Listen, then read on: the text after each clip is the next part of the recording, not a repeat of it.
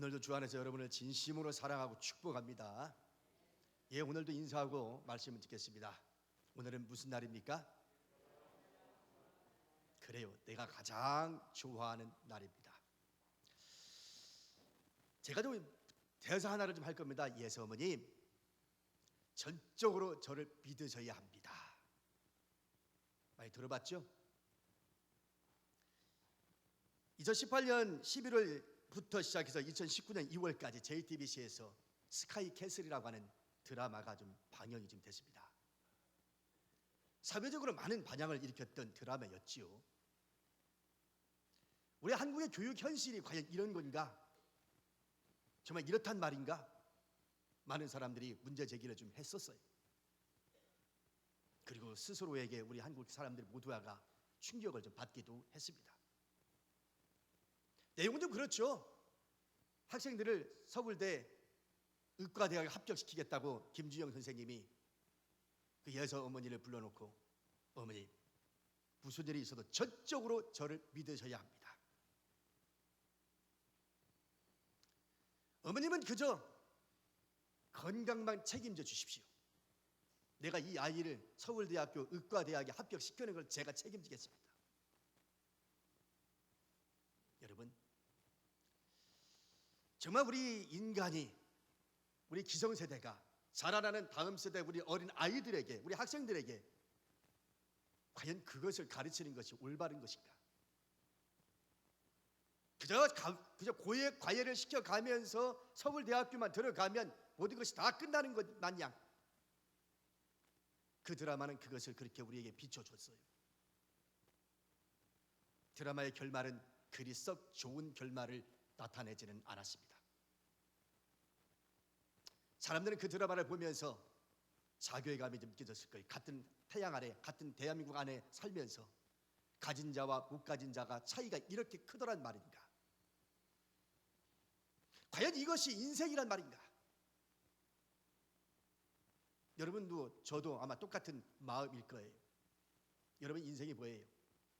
인생이란 정말 실패도 맛보고 아픔도 경험하고 고통도 경험하고 그 다음에 또래 집단 사이에서 하나하나 배워가는 것이 인생 아닙니까? 천형천수라고 하는 말이 있어요. 1000가지 나뭇가지에는 1000가지의 모양이 있다, 그 뜻입니다. 천형천수. 여러분, 인간이란 모두가 다 쌍둥이조차도 달라요. 그렇죠? 쌍둥이조차도 달라요. 성격도 다르고 모양도 달라요.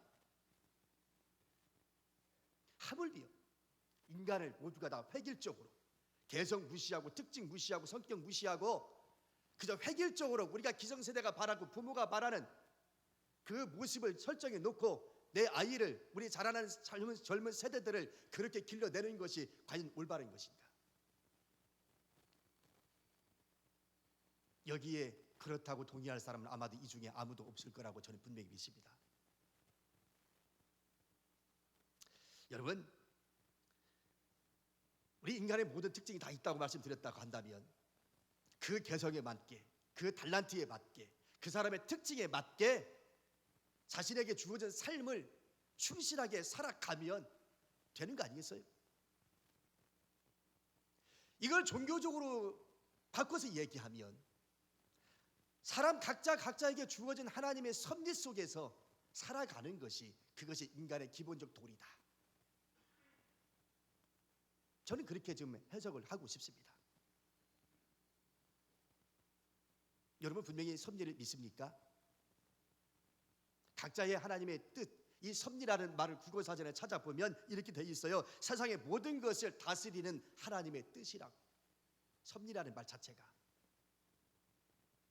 세상의 모든 것을 다스리는 하나님의 뜻. 금방 천수천형이라고 하는 내가 한자를 말씀드렸던 것처럼 인간 모두가 다 틀린데 획일적으로 길러낸다는 건 이건 불가능한 얘기예요. 그래서도 안 되고, 따라서 우리 인간은 모두가 다 하나님이 저마다 이 땅에 주어진 삶에 있고 내용이 있고 하나님의 목적이 있단 말이죠. 달란트대로 그 자신의 달란트대로 살아가면 그것이면 됐지요. 할렐루야. 그것이면 됐지요. 뭘 더 바랍니까? 어떻게 들으면 이 말을 마치 숙명론으로 오해받기 십상입니다. 그러면 뭐 인간이 뭐 정해준 대로 그냥 살면 되는 거야? 인간의 노력도 필요 없어? 하나님이 정해준 그냥 시간표대로 정해준 그냥 운명대로 살면 되는 거네? 노력할 것도 없네. 뭐 하나님 나한테 정해준 것대로 살면 되는 거니까. 이런 숙명론에 빠지기 쉬운 염려가 되는 말이기도 하지만 결국 그것을 말하고 있지는 않습니다. 섭리라고 하는 것은 뭐냐면 때로는 인생을 좌절감을 겪을 때도 시련을 겪을 때도 나를 향한 하나님의 뜻이 있을 거야. 나는 하나님의 섭리를 믿어. 그러므로 지금 상황 속에서 충실하게 최선을 다해서 살다 보면 하나님 나를 향한 분명한 뜻이 있기에 나는 분명히 발전할 수 있어. 새롭게 시작할 수 있어. 이것이 적극적인 삶의 모습으로 드러날 때 이것이 섭리라고 하는 것이 나타나는 것이죠. 저는 지금까지 살면서 하나님의 섭리를 믿는 사람 중에 하나입니다. 나는 분명히 믿어요. 하나님의 섭리를. 이 하나님의 섭리를 믿는다는 이 자체가요, 내 인생 살아감에 있어서 얼마나 큰 용기를 주는지 몰라요. 만일에 내가 하나님의 섭리를 믿는 믿음이 없었다면요, 저도 인생 살면서 정말 넘어지고 좌절감을 겪었던 그 몇 번의 경험들이 있었는데 이기지 못했을 겁니다. 그저 그냥 나자빠지고 극단적인 선택을 했을지도 모르겠어요. 그런데요, 하나님의 섭리를 믿음을 갖고 있으니 그것을 극복해지더라고요. 용기가 나지더라고요. 새로 시작하고 싶은 마음이 생기더라고요. 왜? 나는 모르지만 지금은 힘들고 어렵지만 분명히 하나님은 나를 향한 뜻이 있을 거야. 하나님은 나를 향한 분명한 섭리가 있을 거야. 이 믿음이 있으니까요, 시작하게 되더라고요. 용기가 나지더라고요. 할렐루야. 이게 섭리를 믿는 믿음의 힘이에요. 이 믿음이 없으면요, 우리 못 살아요. 그래서 이 신앙이라고 하는 건 이렇게 중요한 겁니다. 그냥 믿음도 중요하지만 어떤 믿음을 갖고 있느냐. 금방 이야기했던 것처럼 저는 하나님의 섭리를 전적으로 신뢰하고 믿고 있습니다. 아마 이 자리에 계신 여러분 모두가 그렇게 믿을 줄로 믿습니다. 그런 측면에서 오늘 이 자리에 나오신 여러분들, 오늘 제목처럼 하나님의 섭리를 믿으셔야 합니다, 이 말씀이 큰 힘과 용기가 되어지기를 축원합니다. 오늘 말씀은 에스더의 마지막 말씀이지요. 에스더서에서는 하나님이라는 단어가 한마디도 나오지 않습니다. 에스더서의 주인공은 책 이름대로 에스더가 주인공이죠.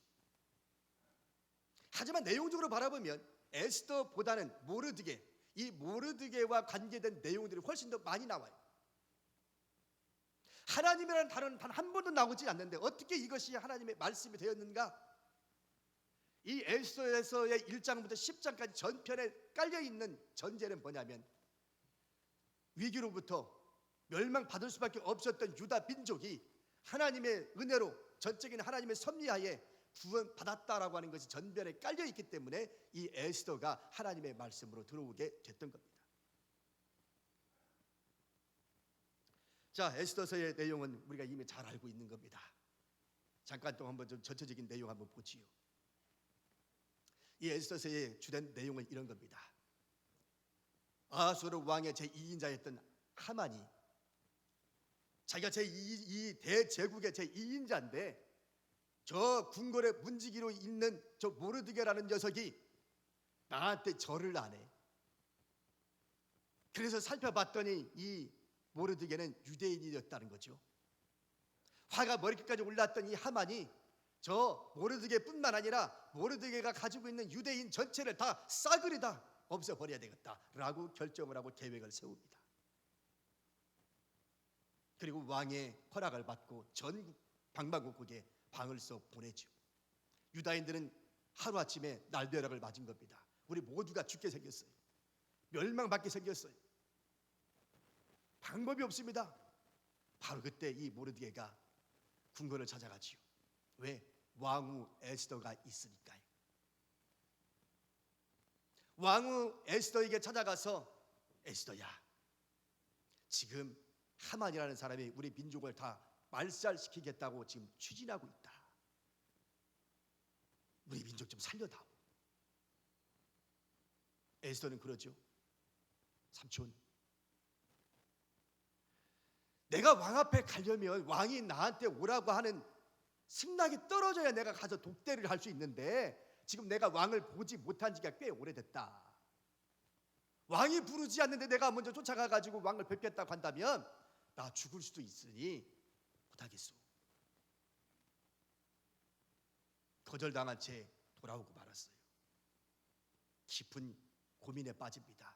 이런 지하에 큰 기대를 갖고, 그래도 왕비니까 그래도 기대를 가지고 갔는데 이런 지하에 거절을 당하고 왔으니 이 모르드게 마음속에는 얼마나 분노심이 치밀었는지 몰라요. 저 어릴 때부터 내가 키웠는데, 저 에스더라고 하는 녀석을 내 무릎하게 되고 내가 업어 키웠던 앤데 지가 왕비가 됐다고 이제 나를 몰라봐? 내 거절도 그냥 이런 자에 거절하고 말아? 요청을? 화가 났을게. 그렇지만 달리 방법이 없어요. 지금 절대절명의 이 민족이 멸망받을 수밖에 없는 이 절대절명의 위기 속에서 살아날 수 있는 방법이 없거든요. 뾰족한 대안이 없어요. 그래서 다시 한번 가요. 다시 한번 가가지고 이번엔 아주 세게 요청을 합니다. 그 세게 요청하는 장면이 나오는데 에스더 4장 13절 14절 말씀에 보면 그렇게 되어 있어요. 4장 13절과 14절을 제가 읽겠습니다. 에스더 4장 13절 14절에 모르드게가 그를 시켜 에스더에게 회답하되 너는 왕궁에 있으니 모든 유다인 중에 홀로 목숨을 건지리라 생각하지 말라. 이때에 네가 만일 잠잠하여 말이 없으면 유다인은 다른 데로 말미암아 노임과 구원을 얻으려니와 너와 내 아버지 집은 멸망하리라. 네가 왕후의 자리를 얻은 것이 이때를 위함인지 아닌지 누가 알겠느냐. 세게 얘기했죠. 야 에스더, 너 내가 지금 이렇게 요청하는 건 내 개인적인 요청도 아니고 우리 민족이 다 죽게 생겼으니까 살려달라고 지금 왕을 좀 만나달라고 지금 얘기한 건데 네가 거절을 한다고? 좋아. 네가 정말 그렇게 거절한다면 하나님은 나는 믿어. 하나님의 섭리를 나는 믿는 사람이기 때문에 다른 어떤 방법을 통해서든 우리 민족은 하나님 살릴 거다. 다만 너와 내 집은 아마 멸망받을 거다. 너 알아서 해라. 이런 얘기죠. 듣기에 따라서 협박적으로 들릴 수 있습니다. 그렇잖아요. 에스더 입장에 협박하는 것으로 들릴 수 있어요. 뭐 보통 세게 지금 나온 게 아니에요. 지금 모르드게가 지금 까짓거 죽으면 죽지 뭐 그런 심정으로 온 거니까요. 에스더가 모르드게의 그 말을 듣고 이거 심각하구나. 그리고는 결단을 내리죠. 결단을 내리는데 이렇게 이야기합니다. 4장 16절 봅니다. 4장 16절 보니까 당신은 가서 수산에 있는 유다인을 다 모으고 나를 위하여 금식하되 밤낮 3일을 먹지도 말고 마시지도 마소서. 나도 나의 시녀와 더불어 이렇게 금식한 후에 규례를 어기고 왕에게 나아가리니 죽으면 죽으리이다. 심각한 사태가 벌어진 줄을 알고 에스더가 좋소. 그러면 나도 3일 동안 밤낮 금식하고 당신도 가서 백성들에게 얘기해서 나를 위해서 금식하고 기도해 주시오. 내가 왕을 만나겠소이다. 까짓거 뭐 한 번 죽지 뭐 두 번 죽습니까? 내가 죽으면 죽지요 뭐. 그렇게 결의에 찬 결단을 내리죠. 그리고 말한 대로 에스더는 왕궁에서 금식하며 하나님 앞에 매달렸고 유다 백성들은 각각의 처소에서 하나님 앞에 금식하면서 하나님께 매달렸어요. 드디어 하나님께서 백성들의 기도를 들으시고 움직이기 시작했습니다.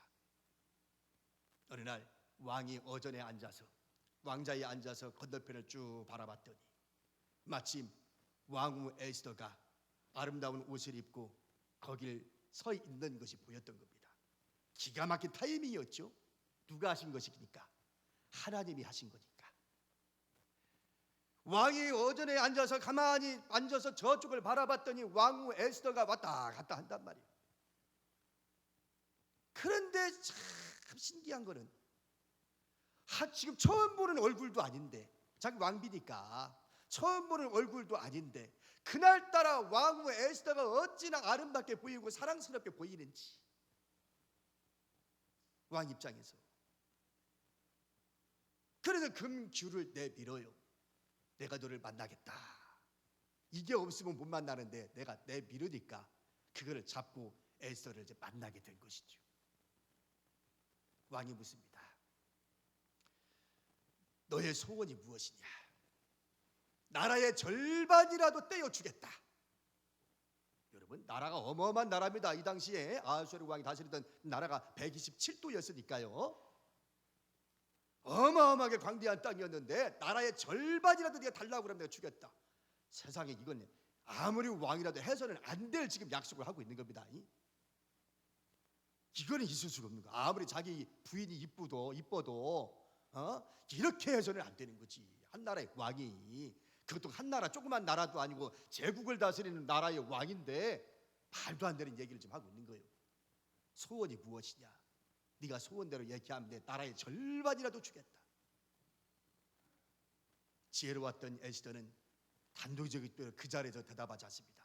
왕이여, 그러면 제가 2번에 걸쳐서 잔치를 배설하겠으니 당신이 가장 총애하고 아끼는 하만이라고 하는 제 2인자 하만과 함께 오시옵소서. 내가 만찬을 준비하여 잔치를 벌이겠나이다.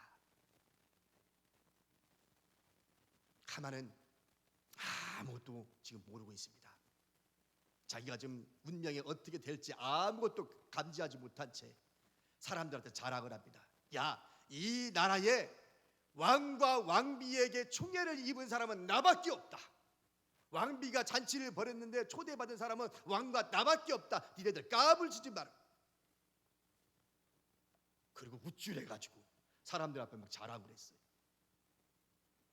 첫 번째 날에는 아무 말도 안 했던 에스더가 둘째 날 이 잔칫날에는 이제 왕이 요청에 대답을 합니다. 다시 물어요. 왕이, 에스더요, 당신의 소원이 뭐뇨? 당신이 소원하는 대로 나라의 절반이라도 내가 떼어줄 수 있으니 소원 말해보시오. 때는 이때다 싶었던 이 에스더가 이제 얘기하지요. 왕이여, 나와 우리 민족을 살려주십시오. 깜짝 놀랐어요. 아니, 누가 당신을 죽이려고 하고 당신 백성들을 죽이려고 하느냐? 왕은 까마득히 물르고 충격을 받은 거예요. 당신 지금 왕후를 죽이겠다는 거 아니겠습니까? 나 좀 살려달라고 그러니까. 왕비가, 이 세상에 왕비를 지금 죽이겠다고 하는 사람이 있으면 어떻게 되는 거예요? 아니, 갑자기 이 왕비가 나와 우리 민족을 살려달라고 그러니까 왕이 그냥 멘붕에 빠져가지고 깜짝 놀란 거예요. 무슨 말이냐? 누가 당신을 죽이고 누가 당신들의 백성을 죽이려고 하느냐? 에스더가 기회를 놓치지 않고 옆에 서 있는 하만을 가리키면서 나와 우리 민족을 죽이려고 하는 사람은 바로 여기 서 있는 하만입니다 라고 얘기하고. 하만이 어떤 사람이요? 왕의 제2인자야. 서열 2위, 가장 아끼고 총애하는 그런 사람이 누구냐면 하만이었어요. 근데 하만이 지금 자기 아내를 죽이겠다고 그랬다고 하는 그 소리를 듣고 충격을 받고 도저히 그 자리에 있을 수가 없어갖고 잠깐 후원 뜰로 나가요. 다른 사람 같으면 고민할 것도 없어. 여봐라, 저놈을 당장에 잡아 쳐넣어라 이랬을 것인데 자기의 아끼는 신하 아닙니까? 제 2인자니까. 그래서 후원 뜰로 나갔다가 잠시 숨고르기를 하고 돌아왔는데 이 하만이라는 사람이 자기가 위험을 닥쳤다는 걸 감지하고 난 다음에 빨리 이 위험에서 빠져나가려면 왕비를 붙잡고 사정하는 수밖에 없겠구나 하고 왕비 아래에 엎드려서 사정하고 있는 거예요. 그냥 후원 뜰로 나갔던 왕이 들어와 보는데 이 왕비 앞에서 엎드려서 그 빌고 있는 그 모습이 마치 왕의 눈에 보일 때는 왕비를 겁박하는 것처럼 보였던 거예요. 왕이 그러자도 충격을 받았는데 그 모습을 보고 화가 나서 여봐라, 저놈을 당장에 잡아라. 그리고 체포하게 됩니다. 그런데 마침 그때 옆에 있는 내시가 뭐라고 이야기하냐면, 내시 알죠? 내시, 왕국에 있는 내시가 왕에게 이렇게 이야기합니다. 왕이여, 저 하만이라는 사람이 모르드게를 죽이려고 자기 집에 높은 장대를 만들어 세워놨나이다, 이렇게 얘기하는 거예요. 왕이 모르드게를 죽이겠다고 하만이 장대를, 높은 장대를 세웠다는 그 소리를 듣자마자 피가 거꾸로 솟았어요. 왜냐? 그 전날 밤이 생각났거든요. 그 전날 밤 왕이 밤잠을 자야 되는데 잠이 오지 않아서 옛날에 왕궁에서 있었던 일기책을 끄집어내서 읽고 있었습니다. 잠이 안 와가지고. 근데 마침 그 일기 속에 어떤 내용이 들어있었냐면, 이 모르드게가 아하수에로 왕을 암살하려고 하는 사람을 고발을 해가지고 미수에 그친 사건이 기록되어 있는 거야. 만일 이 모르드게가 고발하지 않았으면 왕이 생명을 잃었을지도 모르는 아주 위험천만한 일이 벌어졌는 것을 미리 그것을 알아차려서 고발을 하는 바람에 그 미수에 그치고 말았던 사건이 거기에 기록되어 있더라는 거지. 야, 모르드게 때문에 내가 살았구나. 모르드게 아니었으면 나 벌써 죽었겠구나. 그리고 내시에게 물어봐요. 여봐라, 이 모르드게라고 하는 사람이 이때 이 사건 때문에 뭔 상을 좀 받았느냐. 그랬더니 내시가 하는 말이, 왕이요, 아무 상도 내리지를 않았습니다. 깜짝 놀랐어요. 아니, 엄청난 중체대한 그 일을 막았던 이 모르드게를 어떻게 상을 하나도 안 줬냔 말이오. 왕이 생각해 보니까 이게 말도 안 되는 거야. 자기 생명, 한 나라를 좀 구한 건데 이 모르드게가, 근데 어떻게 이렇게 엄청난 일을 한 사람한테 상금을도 하나 안 줬냔 말이오. 그 충격을 받은 사망인데 지금 누가 뭐라고 그랬어? 지금 막 내시가, 왕이요, 저 하만이라는 사람이 이 모르드게를 죽이겠다고 장대를 높이 달고 준비시켰나이다. 그 말을 듣는 순간에 피가 솟을 수밖에 없지. 전날 밤에 내가 그 책을 봤는데. 그래서 왕이 급히 명령을 내리죠. 여봐라, 그러면 그 장대에다가 이 하만을 달아 죽여라. 그래서 모르드게를 죽이려고 했던 그 장대에 하만이 자기가 거기에 죽고 유대인들을 다 멸망시키고자 했던 그 계획을 수포로 돌아가게 만들어서 유대인들이 다 살게 되었습니다. 그래서 불임절이라고 하는 절기가 만들어지게 됐던 것이죠. 이게 에스더의 전체적인 내용이에요. 자, 그런데 여기서 끝이 아니에요. 이제 우리 지금 마지막 읽었던 이 말씀 봅시다. 이제 여기서 끝이 아니에요. 이것도 엄청난 사건이었지만 여기서 끝이 아니었어요. 그게 뭐냐? 바로 10장 3절 말씀입니다. 10장 3절 말씀에 보면 이렇게 돼 있죠. 볼까요? 유다인 모르드게가 아하수에로 왕의 다음이 되고 유다인 중에 크게 존경받고 그의 허다한 형제에게 사랑을 받고 그의 백성의 이익을 도모하며 그의 모든 종족을 안위하였더라 그랬습니다. 여기 뭐가 나왔어요? 아하수에로 왕의 어떻게 한다고요? 다음이 되고 그랬잖아요. 아하수에로 왕의 다음이 되고, 오늘 우리 식으로 해가면 뭐요? 국무총리지. 왕 다음이 됐다고 그랬으니까. 여러분, 결국 이 모르드게의 말 한마디가 누구의 말이요? 왕의 명령과도 같은 그런 권위가 있는 말이 되게끔 만들었다는 겁니다. 유다 나라가 망하고 바벨론에 포로로 잡혀서 갔던 이 모르드게, 그래서 별 볼 일 없이 살다가 궁궐의 문지기로 살던 이 모르드게, 그런데 지금은 제국을 다스리는 그 아하수에로 왕의 제2인자가 되었다고 하는 성공 스토리. 이거는 정말 엄청난 감동이며 성공 스토리가 되었던 겁니다. 보잘것없었던 이 사람이 어떻게 이렇게 큰 인물이 될 수 있었을까? 여러분, 짧게 이야기했지만요, 여기에 무엇이 숨겨져 있느냐 하면 이런 거예요. 여기에 유다인들이 살 수 있었던 것도 그렇고 모르드게가 제2인자가 될 수 있었던 것도 그렇고 모두가 다 뭐다? 하나님의 섭리 가운데 이루어진 사건이었다는 거죠. 여기 있는 모르드게, 그리고 아하수에로 왕, 에스더, 모두가 다 각자 자기의 삶을 살았어요.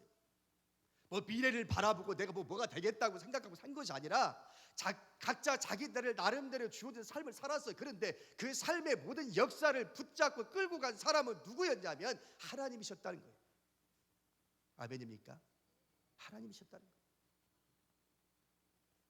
따라서 전적으로 하나님의 섭리를 믿느냐, 이 사건 하나하나를 통해서 하나님 우리에게 말씀하는 것은 전적으로 하나님의 섭리를 믿느냐, 그리고 역사의 주인은 너가 아니라 바로 하나님이시라는 이 사실을 너는 믿느냐, 이것을 오늘 우리들에게 지금 말씀하고 있는 겁니다.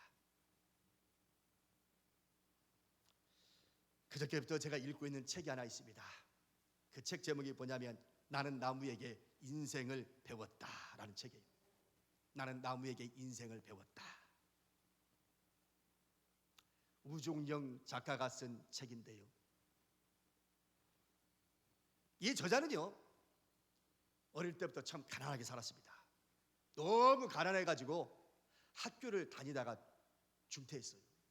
왜냐하면 너무 가난하다 보니까 이 엄마 아버지는 늘 나가서 돈 벌러 나갑니다. 그러니까 홀로 남겨진 채 집에서 할 수 있는 일이 없다 보니 이 우종영 씨는 동네 형들을 따라다니면서 밤늦게까지 놀다가 집에 들어오면 잠만 자면 되니까, 왜 엄마 아빠도 안 계시니까, 그래서 그냥 동네 형들만 쫓아다니다가 막 밤늦게까지 놀다가 집에 와서 그냥 쓰러져 잠자고, 또 아침에 일어나면 엄마 아빠는 다 돈 벌러 나가고 늘 혼자 그렇게 외롭게 살았어요. 초등학교 다닐 때부터 자신의 가정이 너무 가난해서 이렇게 사는 것이 우리 엄마 아버지가 너무 고생하는데 내가 공부해서 뭐 하겠는가 싶어서 나라도 좀 보태자 해서 중퇴합니다. 자퇴서를 내고 중퇴해요. 그리고는 비 오는 날이면 우산을 팔고 마른 날이면 좌판을 펼쳐놓고 신문팔이를 하면서 매일매일 하루하루를 전전긍긍하며 살아갑니다. 자기의 친구들과 자기의 동네 친구들은 늘 학교 열심히 다니고 졸업하고 상급학교 올라가고 졸업하고 또 상급학교 올라가고 그렇게 막 학교 생활하면서 살고 있는데, 학교 가는 그 모습을 길거리에서 바라보고 있는 이 작가는 너무 화가 치밀어 오르는 거예요. 왜 나는 이렇게 살아야만 하는가? 나는 왜 우리 가난한 집에서 태어나서 이렇게 하면 공부도 못한 채 저 아이들 바라보기만 하면서 분노심만 치밀어 올리면서 살아야만 하는가? 도대체 내 인생의 꽃은 언제 피려나? 그러며 살았어요. 그러던 어느 날 동네 형이 찾아와서 우종영이에게 이렇게 얘기합니다. 야 종영아, 내가 알고 있는 그 형이 있는데 그 집에 원예 사업을 좀 하는데 그 조그만 정원을 하나 좀 하고 있는데 좀 거기 와서 일을 할 수 있는 사람, 내가 좀 가르치면서 좀 일을 시킬 수 있는 사람 하나를 좀 구한다 그러더라. 이 도제라고 그래, 도제를. 그건 숙식을 제공해 주면서 내가 그 아이를 기르면서 내 기술을 좀 가르쳐 주려고 그러니 그런 아이 있으면 소개시켜 달라고 그러는데 내가 너를 소개했다. 그 우종영 작가가 그 소개를 딱 들으면서 숙식을 제공한다는 소리에, 아이고 그렇다면 이런 기회를 내가 놓칠 수는 없지. 형, 나 들어갈게. 숙식을 제공해 준다는데 내가 다른 거 뭐 따질 것도 없어. 그래 들어간 거예요. 그래서 그 원예 사업을 하고 있는 그 사장님 밑에서 열심히 나무를 돌보고 나무를 심고 이런 것들을 배우면서 30년 동안을 나무와 함께 살게 됩니다. 그래서 이 사람의 별명이 뭐냐면 나무 의사예요. 의사 나무. 나무를 의사로서 나무를 살려내는 사람이 우종영 작가입니다. 30년 동안을 나무를 돌보고 죽어가는 나무를 살리고 전국 방방곡곡을 돌아다니면서 나무에 대해서는 전문가가 되어져 가지고 지금 이제는 숲 해설가로 나서서 찾아오는 사람들에게 나무에 대해서 해설도 해주고 여기저기 강연도 다니고 책도 이 사람 몇 권을 썼어요. 네? 책도 쓰고 그 지금 아주 유명한 사람이 된 겁니다. 초등학교 나오지 못한 채 어릴 때부터 그렇게 가난하게 살던 이 사람이 자기가 언제 꽃이 피려나 했었는데 지금에 와서는 보니까 아주 유명한 사람이 돼버려가지고 지금 책도 몇 권 쓰고 이렇게 아주 유명 강사가 되고 있다 이 말이죠.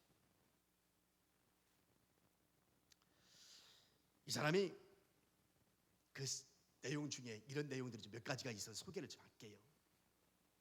아무것도 하지 않으면 아무 일도 일어나지 않는다. 네. 받아 적으세요. 아이고, 얼마나 좋은 말인지 몰라. 내가 다 얘기를 못하기 때문에 그냥 세 가지만 얘기할게.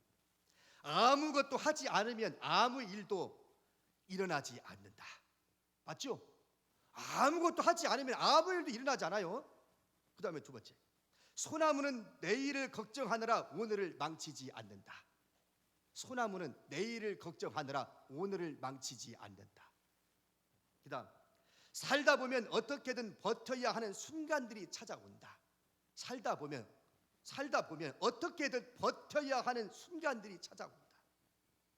맞잖아요. 살다 보면 어떻게 버텨야만 하는 순간들이 찾아옵니다.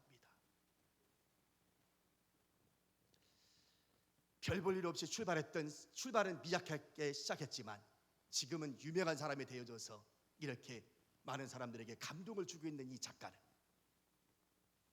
우리에게 많은 시사점을 줬어요. 이 사람의 인생을 제가 짧은 시간에 다 얘기할 수 없기 때문에 여러분들 이 책을 사서 읽어보시면 많은 감동을 받게 될 겁니다. 나는 나무에게서 인생을 배웠다.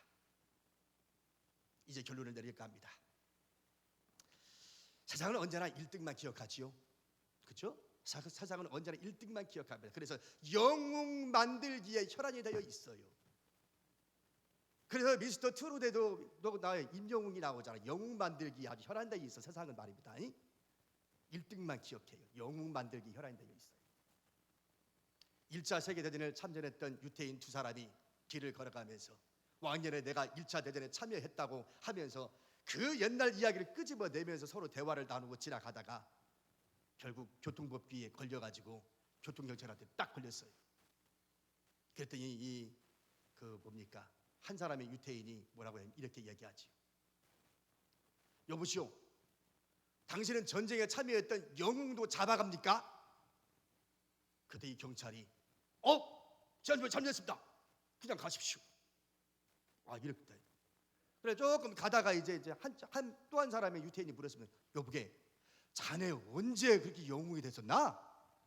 그랬더니 이 사람이 하는 얘기가, 이 사람아, 급하면 다 영웅 돼. 급하면 다 영웅 된대요.